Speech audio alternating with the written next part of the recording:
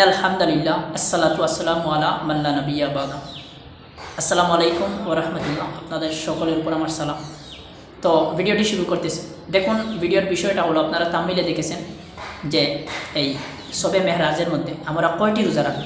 অনেকে আমাদের মা বোনেরা প্রশ্ন করে থাকেন ইউটিউবের মধ্যে বা অনেক বিষয়ের মধ্যে, অনেক প্ল্যাটফর্মের মধ্যে ওই রকম প্রশ্ন আসে যে এই ঈদুল বলতে সেখানে লাইলাতুল মেহরাজে আমরা কয়টি রোজা রাখবো বা কোন কোন দিন রোজা রাখবো।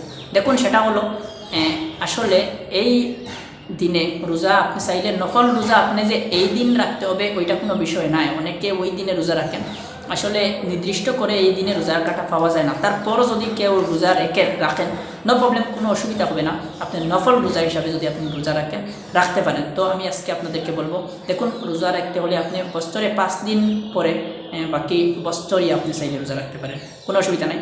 তো ওই দিনও আপনি যদি চান রোজা রাখতেন তাহলে কোনো অসুবিধা নিয়ে পারবেন। তো আমরা জানি যে আমরা একটি রোজা রাখলে রাসূল সাল্লাল্লাহু আলাইহি সাল্লাম আমাদেরকে একটি রোজা রাখা থেকে নিষেধ করেছেন, কেননা বিধর্মীরা কিছু সময় তাদের সাথে আমাদের একটা ম্যাচ হয়ে যায়, সেজন্য সেটা আলাদা করে দিয়েছেন। তো সেই জন্য আমরা বিধর্মীর সাথে না মিলিয়ে আমাদের রাসূল সাল্লাল্লাহু আলাইহি সাল্লাম রোজা রাখলে 2টা রোজা রাখতেন। তো সেই ক্ষেত্রে আপনারা এই বিষয় বা এই দিনের মধ্যে আপনারা 2টা রোজা রাখতে পারবেন এই লাইলাতুল মেহরাজের সময়।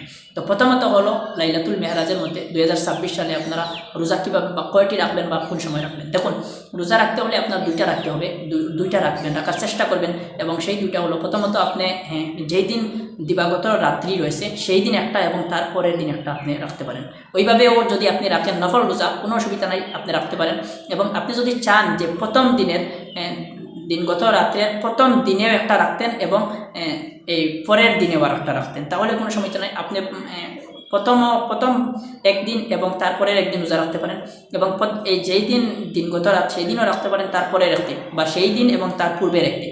সেইভাবে আপনি 2টা রোজা রেখে আল্লাহর কাছে দোয়া করবেন, নামাজকে পড়বেন এবং দরুদ শরীফ পড়বেন, কোরআন তিলাওয়াত করে আল্লাহর কাছে দোয়া করবেন। আল্লাহ তাআলা ওই নেক দিনের উসিলায় হয়তো আপনাদেরকে মাফ করে দিবেন এবং আপনাদের জন্য বিশেষ করে আপনারা দোয়া করবেন। তো আপনি ওই ভিডিওটি যদি ফেসবুক থেকে দেখে থাকেন অবশ্যই পেজটি ফলো করবেন, এবং ইউটিউব থেকে যদি দেখেন তাহলে অবশ্যই সাবস্ক্রাইব করে রাখবেন। আপনারা সকলেই জানেন এই চ্যানেলটি অনেক নতুন, সাবস্ক্রাইবের দিকে আপনারা লক্ষ্য রাখলে বুঝতে পারবেন একদম নতুন চ্যানেল।